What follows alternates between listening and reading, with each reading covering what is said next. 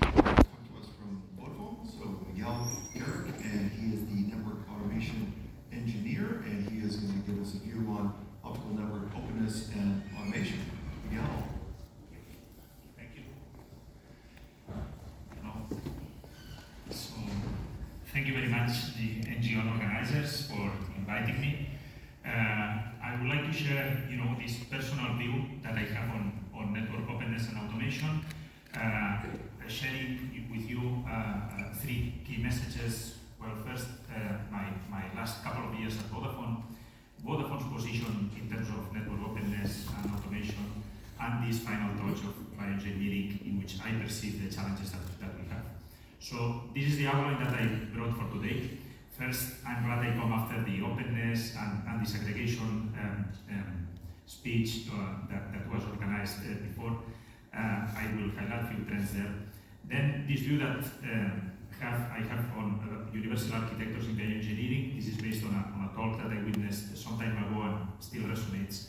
And then I will try to conciliate these two first points with how I see the telco infrastructure and how I get inspiration from bioengineering to addressing the challenges that we have, and then the consequence for network openness and automation. So beginning with this one, in my former position, I had the chance to work with Professor Pablo Pavón at the university, and we did this research work highlighting many technologies in the last years, both at the control plane, the interfaces that we have at the southbound, and the control plane. You see many acronyms that have been highlighted this morning. And many of the trends. So I'm glad, in fact, the previous speakers, Peter, Olivier, Juan Pedro, highlighted, for instance, the OLS partial disaggregation, open models and protocols, the multi-layer and orchestration, and how this drives many trends that we have in terms of optical technology being more sophisticated, and also challenges in design and analysis algorithms.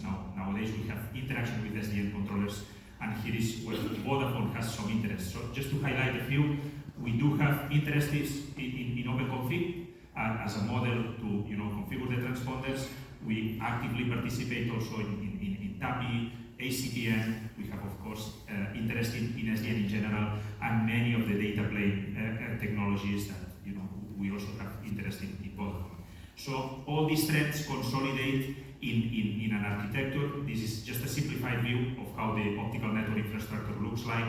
A network management system, SDN controller. Here I'm using a little broad this word agent to do configurations of the different data plane components that we have, and how we may use southbound interfaces and the models such as OpenConfig, and then how we look at the northbound interfaces to have these network applications, both in collaboration with our key vendors, key suppliers, and also developed on our own. And this is where SDN and my role as network automation engineer comes into the picture. So let me move to the second part of this talk. This is a presentation that I witnessed from Professor John Doyle. He's professor at the California Institute of Technology. He delivered a very remarkable speech at OFC 2018. And his department is interested in many leaps that us as human beings have been done through the years of weapons, bipedalism, industrialization. But for that talk, he made use of this model, which I found remarkable, in order to have inspiration of the challenges that we have in our network. So that will come right after this. So in particular, he made use of this tradeoff, which is, as chimpanzees have this walking approach, using, a more robust, efficient, a more robust and costly way of moving. But ourselves as human beings are capable to be way more efficient. We have, 4 times faster efficiency. But it also comes at the trade-off, at the expense of being more fragile. And also, if we ride a bike, we have even roughly a factor of 2. Which also increases our efficiency, but also becomes more a fragile approach. So here you see, the issues that may occur here.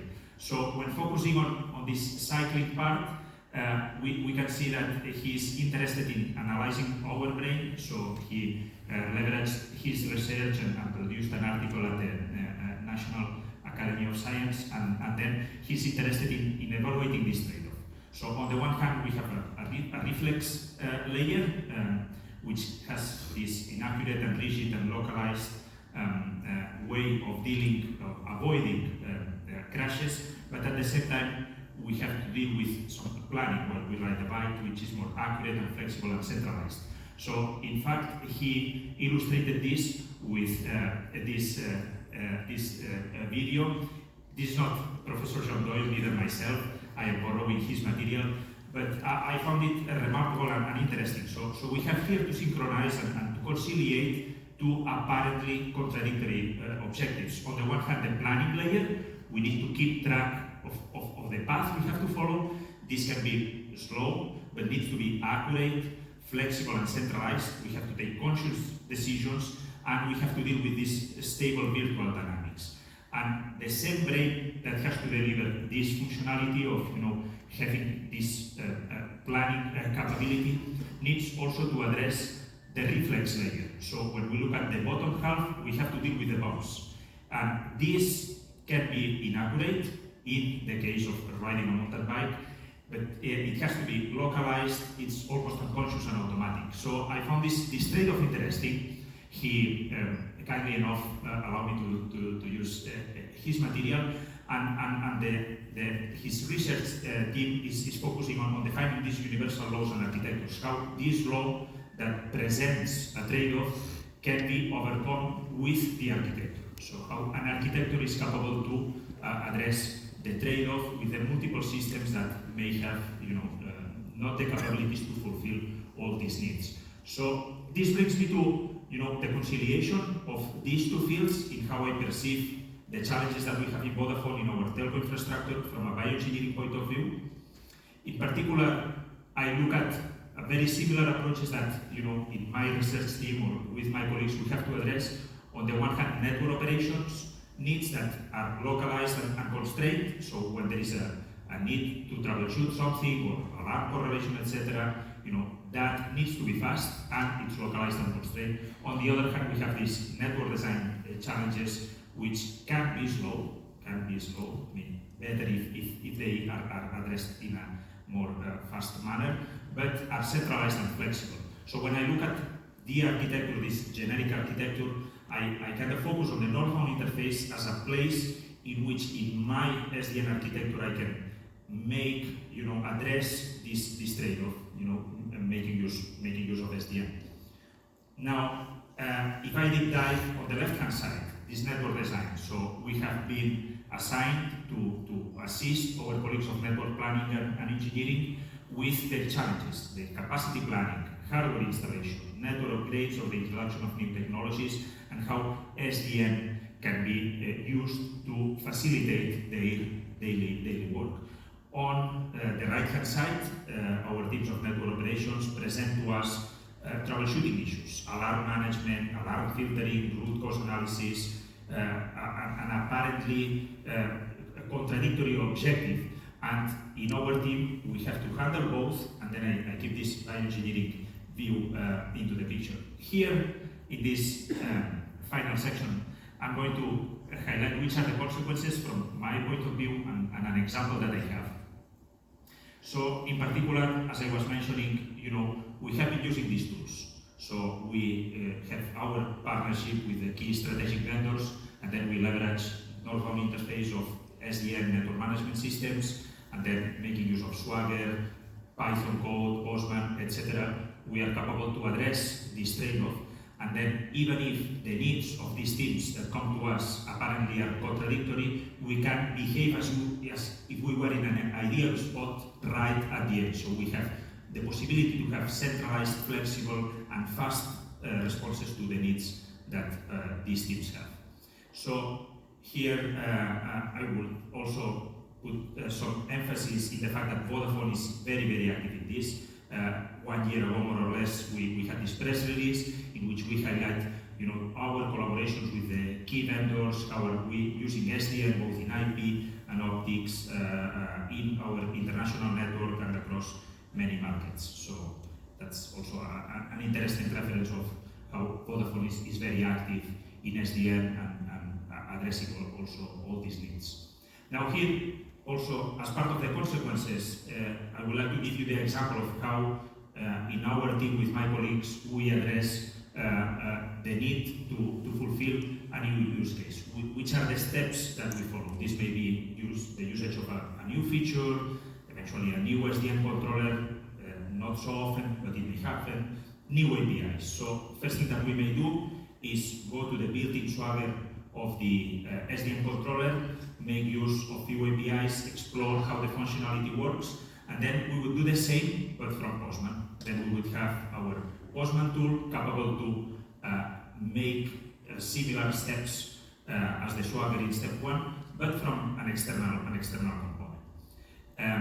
Then we would have few steps that start to involve Python code. So we would create a small Python script that replaces the Postman interaction in step 2. We would then parse the script, do some basic logics, all this as part of our software development. And finally, we would implement some complex logics. Here is where we are going to deliver the functionality or the enhancement, the automation that our internal colleague may want from SDN. So here, all these steps, they both apply to the planning needs that our colleagues in engineering may have, and also to the colleagues that are dealing with more operational aspects such as alarm management, alarm correlation, root cause analysis. But interestingly enough, this also relates to wireless and partial desegregation. So we may have this interaction with the network elements in order to have, actually check that the SDN controller is capable to interact with the agents, to make use of the OpenConfig model, make use of all the operational modes, and then set up, eventually the configuration and the IP router for the colored plug. This leads me to my final remarks. So as a summary, I covered this sequence of topics, few trends that we have in the optical networks that were also shared earlier today. This concept that got my attention 5 years ago of the universal architectures in bioengineering, and then how I see from a bioengineering point of view the challenges that we have in the telco infrastructure and the consequences that we have. So the 3 final remarks. I do get inspiration of this trade-off in bioengineering for using SDN in optical networks. So in the last couple of years, I had this trade-off in mind in order to fulfill the needs that apparently are contradictory but make use of the same architecture. In Vodafone, we actively foster SDN in transport and transmission. We were in fact mentioned a couple of times, and our colleagues are actively participating, as Olivier was mentioning as well, TIP, MAST, OPT, etc., with use cases there and assisting, the service provider ecosystem. And finally, I think we are, again, as mentioned earlier today, we are in a good path. So, in fact, partial desegregation is a reality. SDN is widely used in the industry. We are doing good. I think that we can do great if we would see more usage of these tools and these systems in our community. So this leads me to my final acknowledgement. So Professor Pablo Pavón, who collaborated, worked with me, and I worked with him in my former position, and then Professor John Doyle from the California Institute of Technology, who kindly enough allowed me to use his material, and Vodafone that allowed me to come here. Thank you very much.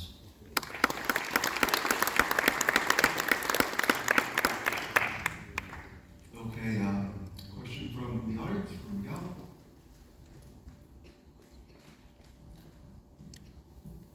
No one?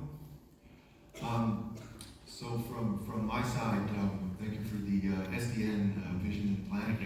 Could you describe a little bit kind of how far along you are in the process and how much further you've got to go?